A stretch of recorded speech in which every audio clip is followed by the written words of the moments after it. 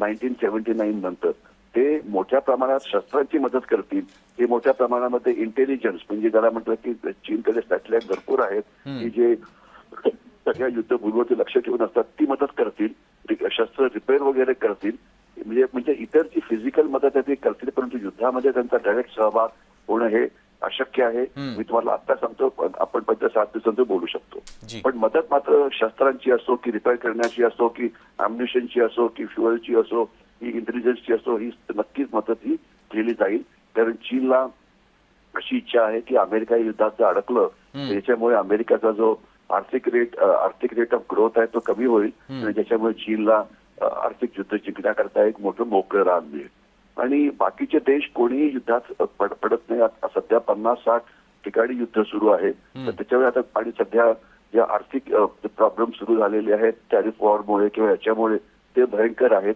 तर प्रत्येक देशाला आपापल्या देशाचं हित राखण्याची सध्या म्हणजे चिंता पडलेली आहे.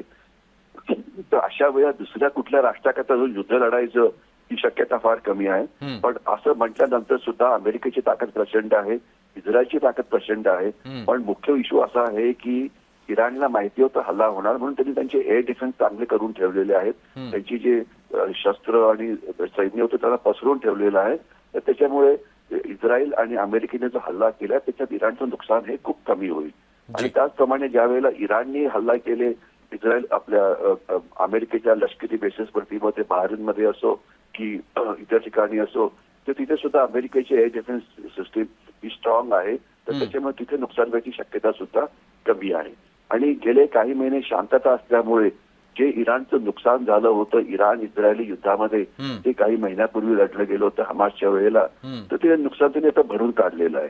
तर त्याच्यामुळे त्यांची लढण्याची क्षमता वाढलेली आहे, लढण्याचा स्टॅमिना वाढलेला आहे.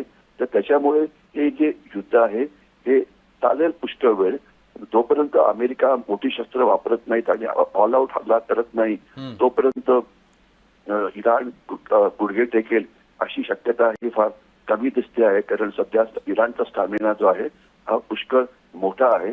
तर त्याच्यामुळे नेमकं काय होईल आपण आपल्याला येणाऱ्या काळामध्ये ते कळेलच. जी, मात्र हेमंतजी तुम्ही म्हटल्याप्रमाणे आता अमेरिका ऑल आउट हल्ला करू शकते का आणि इराण किती दिवस प्रतिकार करू शकते? काय सध्याची स्थिती पाहता काय वाटते या युद्धाबाबत? असं आहे अमेरिका युद्धामध्ये कधी सैनिक उतरून कधीच हल्ला करत नाही. जमिनी हल्ले, ग्राउंडवरती हल्ले तसं भारतात आपलं भारतीय सैन्य नेहमी करतं, ते अमेरिका कधीच करत नाही. अमेरिका आकाशातनं ड्रोनचा वापर करेल, फायटर एअरक्राफ्टचा वापर करेल, सरफेस टू एअर मिसाईल्सचा वापर करेल वगैरे, परंतु सैनिक येऊन समोरासमोर युद्ध करायची शक्यता ही अतिशय कमी आहे, ती होणार नाही.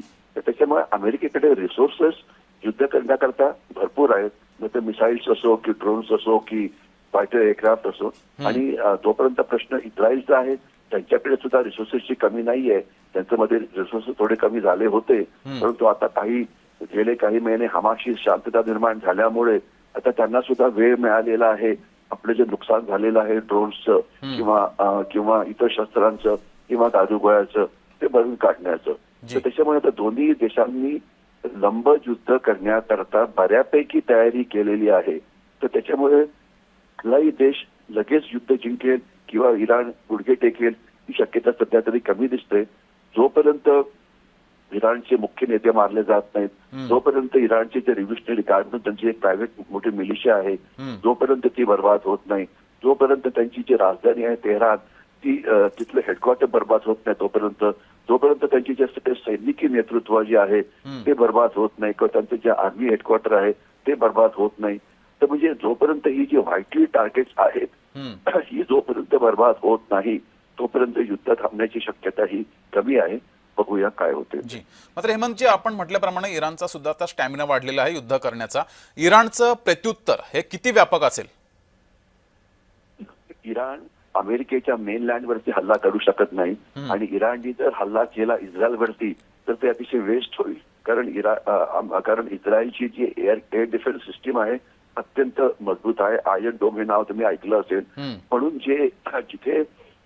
जिथे हल्ला केला जाईल इराणकडनं ते म्हणजे जे अमेरिकेचे लष्करी बेसेस येमेनमध्ये आहेत, ते बहारीनमध्ये आहेत, ते सिरियामध्ये पण आहेत.